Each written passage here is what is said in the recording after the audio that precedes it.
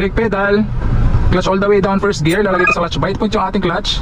Ayan, nasa clutch bite point na tayo, bibitawan ko yung ating brake pedal at hindi na aatras yung ating sasakyan. Ayan, bibigyan ako ng gas, arangkada ng ating sasakyan, 8 to 10 km/h, clutch all the way up. Hindi natin mamamatay ng makina at this point. Kakaliwa ako dito.